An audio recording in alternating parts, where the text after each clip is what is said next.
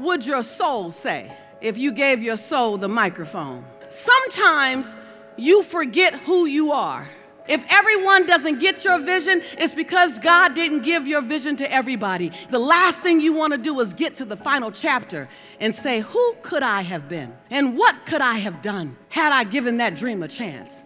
It's too late now. I can't get out the rocking chair, but man, who would I have been? The last thing you want is to be left with memories of things you didn't do. Do it. Play big. Play strong. Fly or fall. Just do it. I was just being interviewed by Mindvalley and said, how are you so successful? I said, because I failed more than others. I know I always got one more get up than my failure. And so I stopped by to ask you just what happens when you set your voice free?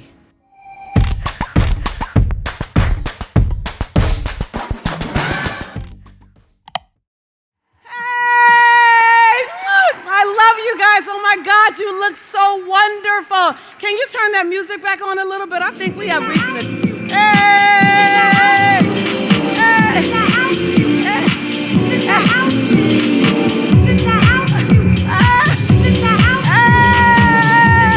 We're back in Dubai. All right. So you guys know, we're gonna need the music in a minute. So you guys know that wherever I go in the world, I send videos back to my dad and my mom to prove to them I really have a job. So I'm gonna need you guys to stand to your feet. Sylvia on my team is gonna come right here, and we're gonna pan, if you can turn the lights up so they can see the depth to know that there are really a lot of people that kind of like us. And I'm gonna make noise, we're gonna do this, and I'm gonna do the camera, and we're gonna pan. And when it gets to you, you gotta make a lot of noise. All the way in the back, your energy has to jump up to the front, turn the lights on, turn some music on. Okay, we're gonna start on this side. And then I'm gonna pan back this way. So I hope you did your exercises, because we're gonna go this way and this way. All right, you guys ready? All right, turn that music on, you guys. All right, so Dad, Mom, look, I really have a lot of people. 1, 2, 3, go. Woo! Woo! Woo! Woo! Let's go back. Woo! Woo! All right, yes. All right, thank you so much. I promise you, for so long, my family was like, are you really getting paid to talk? I'm like, yes, and I really say some things that make sense, promise you. I'm the youngest cousin of 13, and so the phrase that I heard the most was, shut up, Lisa. So, of course, I grew up to become a speaker, so someone would listen. I'm so grateful to be here. I'm so grateful to be back home, both in Dubai and at Mindvalley. Like, what a great time, what a great season, what a great space, what a great moment in time to be here. We've navigated through so much. And because you're here, it says something about your spirit. It says something about your soul, right? Yes? See, I wasn't even gonna do that, but y'all just waiting on me to do it, huh? It says something about your tenacity. So I came, and when Vision called, it was an easy spiritual yes. It was a hard geographical yes, because I have a lot of things that I was doing in places that I'm going. But I said I can't miss being here, because there's someone in this audience. Yes. There's someone in this audience that this is your change time. This is your evolution time. This is your rebirth time. This is your re-choose time. This is your recalibrate time. This is your redirect time. This is your time. Yes? This is your time. Yes? So we all gather just to stand in agreement with you. We all came together to remind you that you are at the right place at the right time with the right people with the right thoughts. It is in your imperfection that you are perfect for such a time as this. Yes? At whatever your age is perfect. You needed to have all those years behind you, or you need to have all those years in front of you. No one can do it like you. And so I just came to Dubai just to affirm, to invite you to take your voice and take it to the next level. I want to ask you the question, what would your soul say if you gave your soul the microphone? If you didn't think about your thoughts, if you put beside you all of the negative thinking or the limited thinking, no one who looks like me, no one who's my age, no one who comes from where I come from, whatever that conversation is, and you gave your soul the microphone, and your soul said something to you, what would it say? What should you be doing? What would you be saying? How would you dance? How would you make it work? What would you sing from the mountaintop? How would you let your heart open up? How would you shed the cultural limitations or the gender limitations? How would you shed the religious limitations, the financial limitations, and just let your soul sing? Oh, I came here to talk to your soul. Now, your mind will be engaged, your heart will be touched, but your soul will be expanded because I came for your soul. Yes, yes? Y'all just gonna do it. I look at my life and I travel the world, for by the grace of God, I travel the world and I inspire people and I autograph stuff and I take pictures with the cutest people on the planet. I will be taking pictures later. All the cutest people on the planet join me. I look at my life and I go, that's unrecognizable. Because I was just sitting with a good friend and I was saying in 1997, I was diagnosed as clinically depressed. And I remember when the Dr. Bray, I'll never forget her, tall, beautiful English woman, and she said, Lisa, you are clinically depressed. And the word depressed I couldn't process it. See, I was already a motivational speaker. I was already doing something. I was already making other people happy. Anybody mastered making other people happy? I had mastered making other people happy. Mastered. And so how could I be depressed? I'm like the happy girl. She said, you're depressed. And then she put in front of me a piece of paper, and I saw two things I never thought I'd see together: Lisa Nichols and Prozac. She prescribed for me an antidepressant medication. And so that day I went home and I said, Doc, can I try something different? Because sometimes you forget who you are. Yes, yes? You get so caught up in the role. I knew I was Jelani's mother. I knew I was my father's daughter. I knew I was the executive director of the Girls Club of Los Angeles. I knew I was his former fiance. But I had forgotten who I was. And sometimes enough time passes when you forget how strong you are. You forget how powerful you are. Or you're not aware of how powerful you're becoming. Yes, yes? You're not aware of how amazing, how many colors you have in your wingspan. You've seen 3 colors, and your 3 colors have impressed some people. You didn't know that you had 19 more colors in your wingspan. And so I just stopped by to push and expand and stretch any form of mediocrity. I wanted to make sure that I was here so that you can hear, what does the sound of my soul sound like? Not dancing to my children's beat, not dancing to my spouse's beat, not dancing to my family's beat, my cultural beat, not dancing to my bank account's beat, but dancing to the beat of my soul. See, my gift is helping people put words that are impactful out into the world. Help you wrap the words in such a way where people get them, they can understand them, and they remember you. That's my jam. And it took me a long time to stand in that gift. I kept discounting the gift. How many of us raise one hand or raise 2 hands if you know you got something special in you and you have a tendency to keep discounting the gift? Look around if your hands are up so you see that you're not alone. I kept discounting the gift.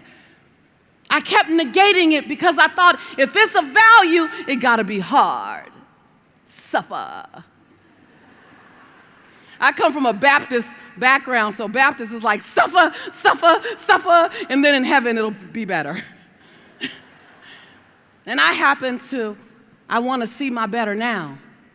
I believe that the divine that I serve, the divine that you may serve, I believe that we're supposed to have happiness now, joy now. I believe that my truth is supposed to be spoken. And guess what? I believe that my truth changes from season to season. And I get to redefine who I am in my truth, and so do you. And so I stopped by. I stopped by so that it would be kind of challenging. Oh yeah, Vision, did you tell him that I come off the stage? You didn't tell him? I'm gonna come off. Is that all right? Okay.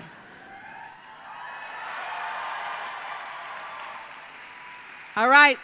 When I get out the lights, you gotta turn the other ones up because I'm chocolate. She gonna disappear fast. I came here as your sister friend. I came here to say, what would you do if you sang like you were the only one who knew the beat? How would you dance if you knew you can only be on rhythm and never off? How would you love if heartbreak wasn't possible? How would you leap? Not if you knew that you would fly, but how would you leap if you knew you can always get up if you fail? How would you leap? How would you show up if you knew humanity was waiting to hear your voice? I'm following the camera so you all can see me. What does it look like? What does it look like for you to not worry about how you look, but to be responsible for how you make people feel? What would life look like? What would it look like if you can love the unlovable? What would it look like? What would it look like if you spent every day working to blow your own mind? What would it look like? What would it look like? Bring the camera closer to me if you can. You know that zoom lens. That's a big camera. I know you got a zoom lens. What would it look like? What would it look like if you can play full out? I came here to ask you, can you give your soul a chance to speak? Can you and will you give your soul a chance to be heard? Will you allow the people who's supposed to cross your path and hear your voice, will you say it loud enough so that they can hear? Will you whisper it low enough so that they could feel it? I'm just asking you, what if the greatest moment in this entire conference wasn't the answers you got, but the questions you were asked? And in the quietness of your own home, you found your answer. And when you found your answer, you begin to move so unapologetically, you begin to walk and talk without wondering what other people might think about you. See, because nobody can do you quite the way that you can do you. Nobody. Nobody. No one can do you. You are an unrepeatable miracle. There's only one fingerprint that's yours. And here's the big news. Big, good, or bad, bad or happy. If you don't do you, you'll never be done. Oh, that's a yes, yes, too. And your job is to make sure that this planet knows that you were here. This planet knows that this is your time. This is my time. Say, it's my time. Say, it's my time. See, when you say that, you stop wondering what's around the corner. You stop wondering, well, what if it doesn't work? You'll find another way to make it work. Well, what if they don't like me? You only want to play with people who want to play with you. Well, what if I lose my money? Well, good thing you know how to make money. There's not one what if that justifies you sitting down on your dream. Not one what if. And let me tell you about the people who have a hard time. Can this hold a real woman? Just want to make sure. Just want to make sure. It's a lot under the yellow. It's a lot under the yellow. You want to make sure. We're so adamant about wanting to be liked. But here's the deal. You only want to play with people who are ready to play with you. And that thing about your vision, not everybody can get your vision. Not everyone got Vision's vision. Not everyone could see this room. Not everyone could understand. But here's the thing I want you to walk away with. If everyone doesn't get your vision, it's because God didn't give your vision to everybody. God gave your vision to you. Yes, yes. God gave you your vision. And you're the only one that have it right here in your belly. And your job is to nurture that vision. Your job is to feed it with time, to feed it with training, to feed it with coaches who are 20 to 30 steps beyond you. Your job is to give it what it needs so that it can be birthed into the world, so that now your vision is our reality. That's your job. You came here impregnated with a dream, with a possibility. And you're not supposed to be comfortable until you set it free. And that's okay. And then you lock and load with people who are around you. This is a tribe. I don't know if you know this, but this is a tribe. This is a community. We help grow each other up. Like, Bishop, isn't it great how we watch each other and say, wow, look at how we've grown up. We help grow each other up. You want to be around people who make you stand on your tippy toes. You want to be around people who make you want to be a better woman because you're in their presence. Make you want to be a better man because you listen to their conversation. You watch the way they father. You watch the way she wifes. They make you want to be a better human being because you're in proximity with them. Yes, yes? This is that tribe. Love yourself enough to stay connected to that tribe. I used to think my family was supposed to be my dream catchers. Anybody else felt like that? Why do they not get my dream? Because God didn't give my dream to them. God gave my dream to me. You have your biological family, and they have a role in your life. And then you got your developed, God-given family, and they have a role in your life. And you find your tribe.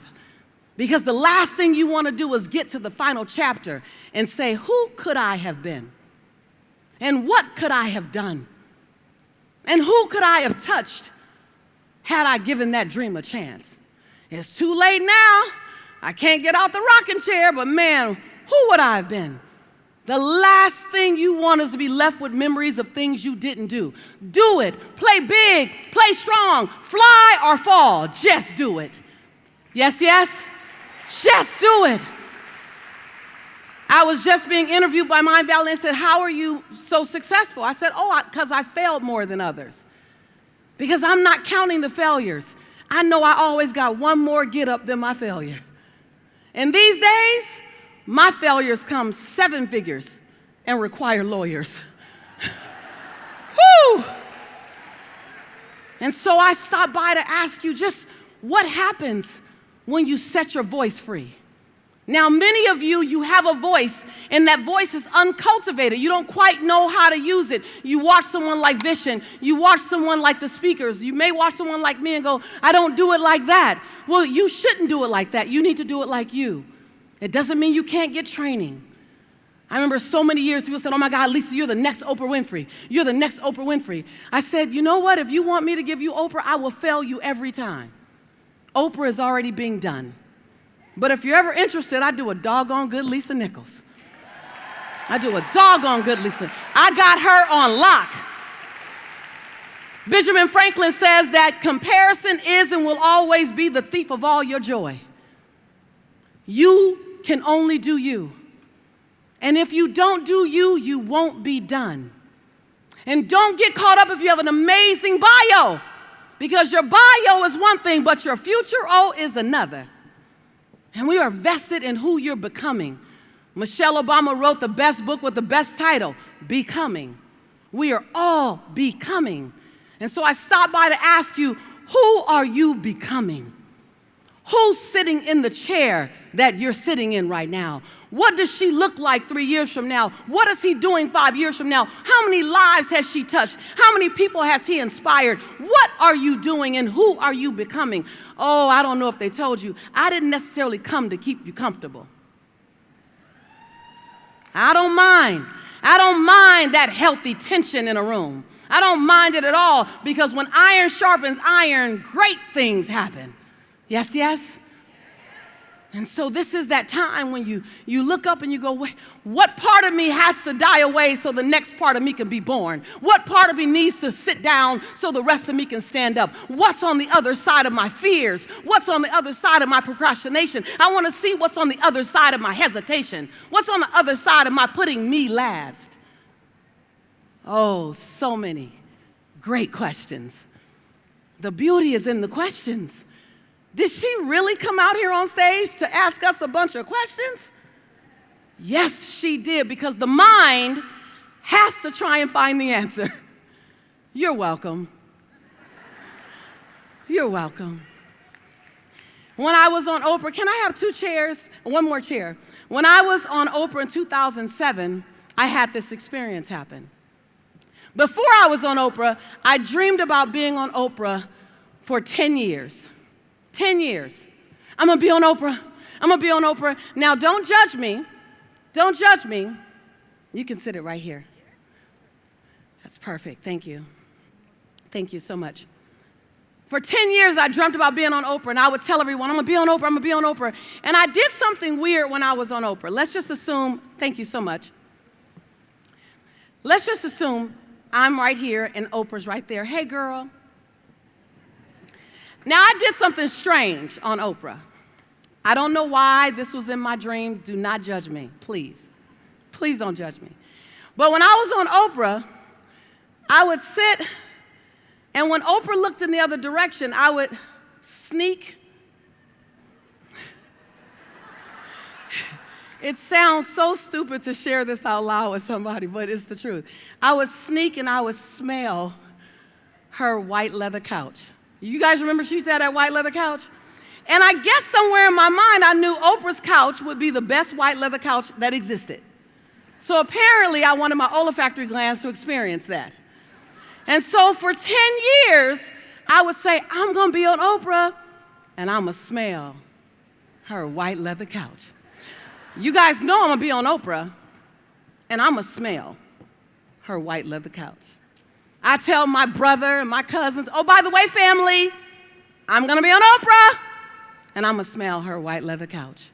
And after a while, smelling the white leather couch became as important. Don't judge me. Do not judge me. As seeing Oprah. I began to say, you guys, that couch going to smell good, and yeah, Oprah going to be cool too. So in 2007, I get a phone call. Hello, Miss Nichols. This is Harpo, Inc. Harpo. I literally said this. Harpo. That sounds familiar. The woman said, Oprah. I said, yeah. That's what I thought. She said, Oprah loves your work in The Secret, and she'd love to have you on the show. I jumped off the phone. I said, yes, I'm going to Oprah. I'm going to Oprah, and I'm a what? I'm going to smell her cream leather couch. It's on. I was so excited, you guys. I had it all down to a science. I was going to wait until she looked the other way at Rhonda Byrne or at Reverend Michael Beckwith, and as soon as she looked away, I was going to sniff that couch. And I was going to come back. And I was going to come back and explain it and how it smelled to everybody. I get to Oprah. Anybody see us on Oprah? If so, you remember, don't you? I walk out on stage. 5 stools. I still get upset. It's been like 20 years and I still get mad. Like, how would they do that to me? I'm mad. I'm on Oprah like I'm on Oprah kind of mad. Now, you know I'm going somewhere with this story because in order for you to go to your next level, you got to own and embrace the one you're in right now. So I get to Oprah. It's 5 stools. We have a great show. She shoots an after show. During the commercial breaks, she talks to me on every commercial break. One commercial break, she tells me, "You remind me of someone I know." And the next commercial break, I was too afraid to respond. I was like, okay. Next commercial break, she goes, "It's me." Okay. Show's over. It's a great show. It's amazing. And I went off Oprah, and people kept saying, "How was the Oprah show?" I said, "It was okay. It was great, but..." Come on, you guys. How was Oprah? It was great, but... See, I couldn't see the whole blessing. There's so many people, you might be here, and there's so many things happening for you. But there's a but. I went around for the next year, it was okay, but for a couch, it was a couch, y'all. 2 years later, Warner Brothers called me and said, "Miss Nichols, we'd like for you to consider you for a show." I said, "What's the name of the show?" They said, "The Lisa Nichols Show." I said, "I like that name of a show." They said, "We'd like to design a set for you. What are some of your favorite colors?" I said, "Oh, I like peach, and I like orange, and I like yellows, obviously." And I said, "And I like round stages, and I like pillows." They said, "Great, we'd love for you to come in, and we want to show you some things." I said, "Well, I'm on my way to South Africa with my son for a month, but when I come back, I'd love to meet with you." They said, "Sure." I come back from South Africa. They had done a little something. They said, "We'd like to show it to you." I walk into the studio, and there's a round stage, and there's yellow pillows, and there's peach pillows and orange pillows. And on stage,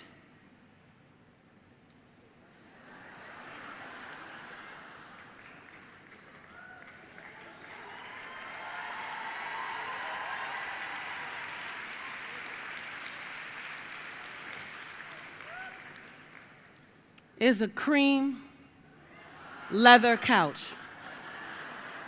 I walk up on stage. All of the producers are saying, "Miss Nichols, do you like the color? Miss Nichols, do you like the font? Miss Nichols, do you like the pillows?" I said, "Excuse me. Miss Nichols, do you like the flooring?"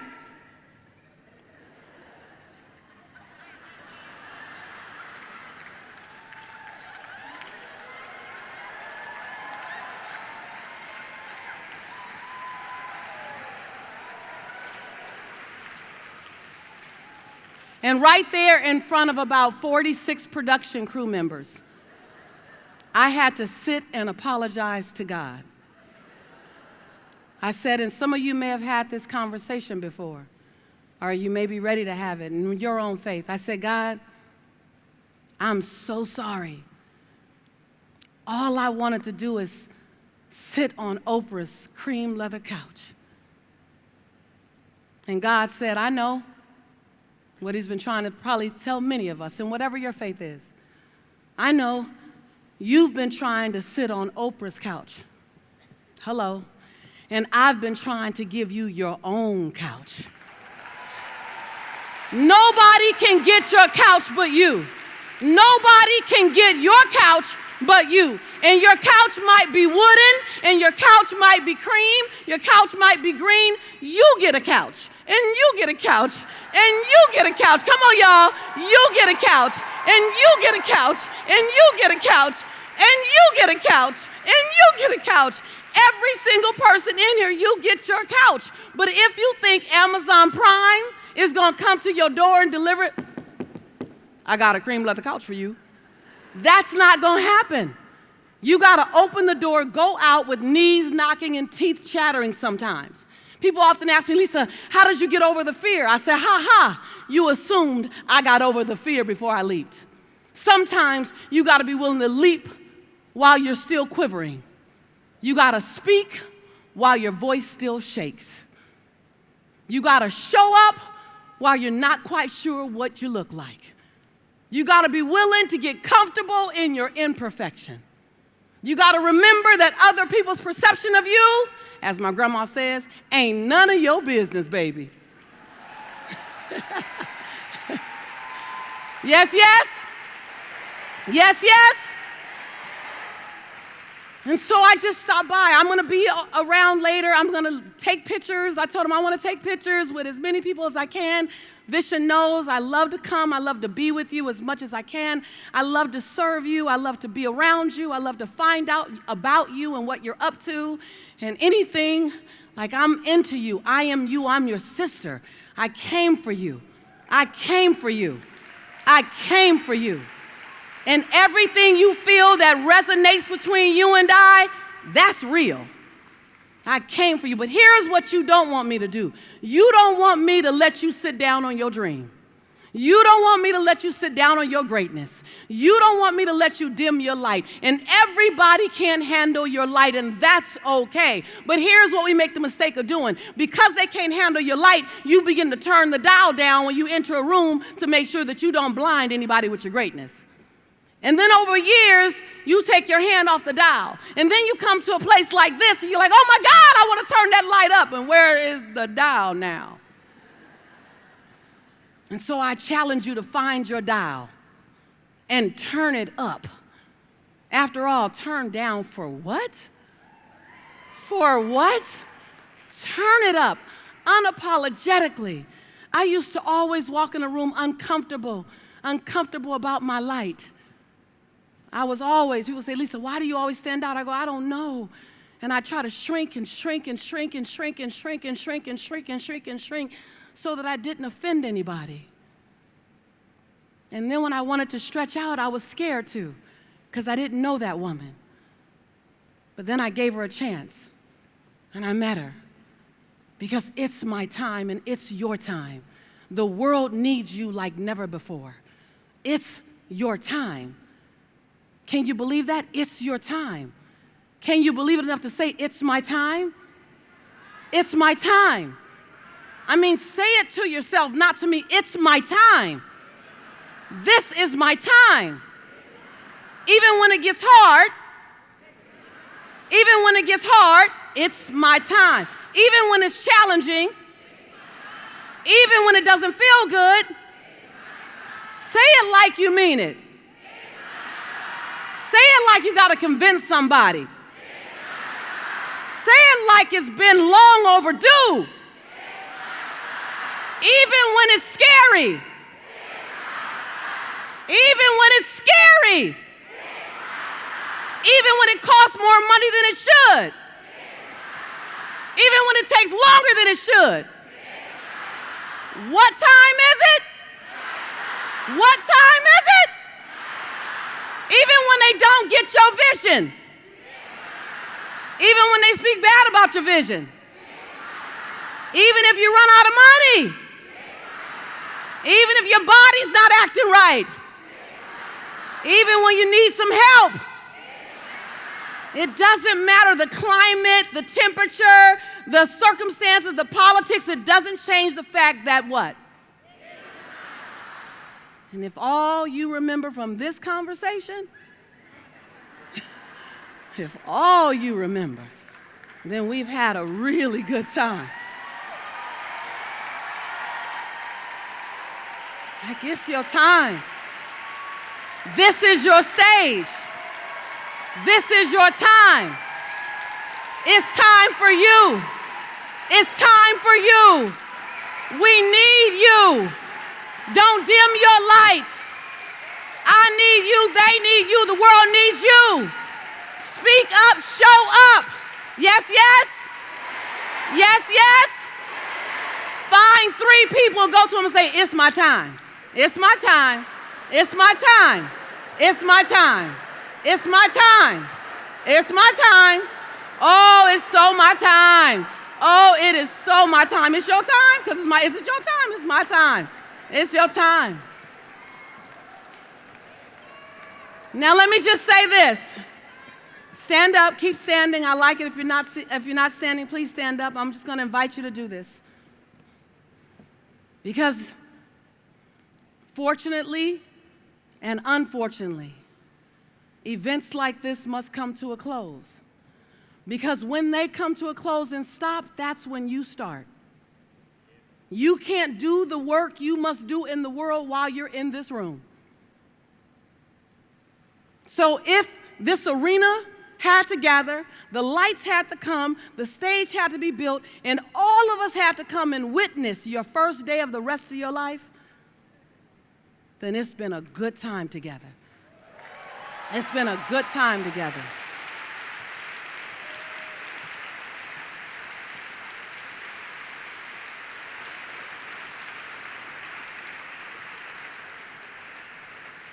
I had a coaching client. I coached high producers in the world, and one of my coaching clients said, Lisa, she said, what do? I gave her a set of mantras to do that really shifted everything for her. Because how many of you, just raise your hand if you're that person where you know there's a calling on your life, but you're still getting the skill set, you're still getting the techniques, you're still getting the courage, you're still collecting the things. You know it's a calling out there. You just got to get ready for the calling. Yes, yes? I had a client just like that, one of my coaching clients. And she and I worked together for a year. And each week she would try to do the things that needed to be done 6 months from now. I said, no, let's just handle this week. Let's handle this month. That will be waiting on us. And little by little, she got the courage. Little by little, she got the skill set. Little by little, she got the confidence. Little by little, she failed several times. But with the confidence, she fell forward and got back up. And I look at that coaching client, I look at other coaching clients, and I go, it's not about always soaring, it's about always getting back up. And so I want to leave you with this, because we won't be in the bathroom with you when you're putting your makeup on or you're combing your hair. We won't be in the car with you. You will be with you. And so I want to give you something to be with you that you can chant. This is my time, that's one thing. But I'm a big person of affirmations. I had to convince Lisa she was worthy of this stage. I had to convince her as a mocha skin, kinky hair, full lip, round hip girl that she was worthy of this stage. I had to talk her into this stage. And I had to talk her into this stage every single day. And I had to talk her into the contracts, the $100,000, the $250,000 contract. I had to talk her into her worthiness of those contracts. I had to talk her into a multi-million-dollar business. She didn't just get there. I had to talk her into it. You hear me? You guys hear me? Yes, yes? Because that chatter kept coming in. You, Lisa? You a C student. I said, well, I'm a C minus to be exact. But I'm still worthy. So let's just take a moment and let's make a declaration. And I'm known for this when I speak on stage. I'm going to come back and do a closing ceremony with you. That's going to be pretty special, so I hope you're here for it. But I'm real big on turning you into yourself before I leave. I don't need you to grandize me. I'm grateful of your love, but I need you to leave so full of what you can do, so full of your confidence on you, not necessarily wowed by me. I hope you love me as much as I love you, but I want to leave you full on you. Because when you can fill up on you, then you don't have to love anyone or serve anyone from what you need. You get to serve them from your overflow.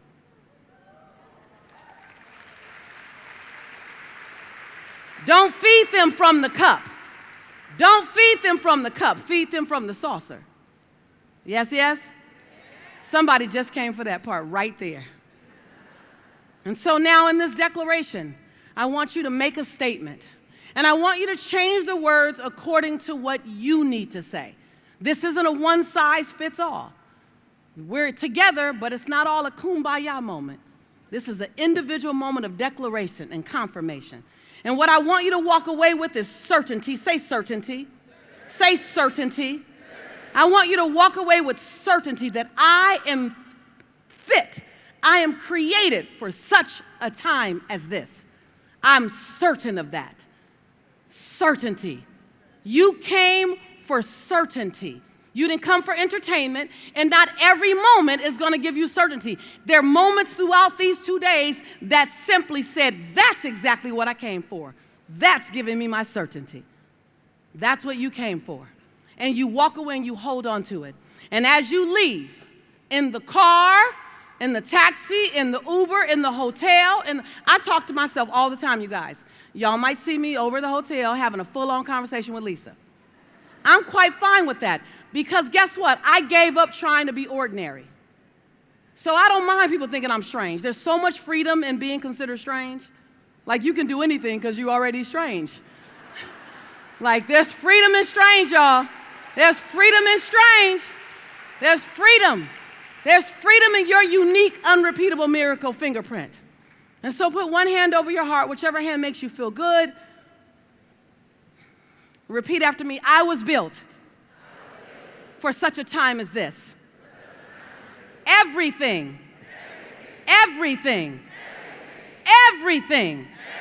that I've navigated through prepared me for this moment. And boy, am I prepared. I get to be nervous. I get to be uncertain. I get to need help. And I get to win. Abundance is my birthright. Abundance is my birthright. Joy is my birthright. I must do financially well because I'm a good person. And when good people do well, they do more good in the world. I deserve everything. I deserve everything because I'm a great steward of prosperity. Get ready, me. Get ready, me. All small parts of myself must be left in this room. And the big me is going. Grab someone, tell someone high five. Now, I have you say that you can have a seat. I have you say that so you can feel what it feels like in your cells. And it's necessary in your cells to feel that conversation. Did that feel good to anybody? Anybody say, oh my God, I needed to have that. While everything we say have value, the most valuable thing is what you will say to yourself. A lot of times when I'm coaching, I'm always having my clients say things, affirm it, say it, speak it, because I never thought I'd be up here. In 1994, I became a single mom. In 1995, many of you know, I had $11.42 in the bank. And I had to wrap my son in a towel for 2 days. I was so grateful for the food stamps. I was so grateful for the WIC, free cheese, free pasta, free milk. I remember standing in front of the clerk's desk who gave me my food stamps, and I said, ma'am, could you look up at me? She said, ma'am, I'm busy. I got a lot of people. There's a long line behind you. I don't have time. Just fill out the paperwork to get your free food stamps. I said, ma'am, I need you to look up at me. I need to tell you something. She said, I don't have to. I said, ma'am, I need you to look at me. And startled, she looked up. And I said, I just want you to see my face. Because all I need is a bridge over troubled waters. But I'm not going to always be here. One day, I'm going to make good on what you're giving me now. I'm a good investment. I'm a good investment.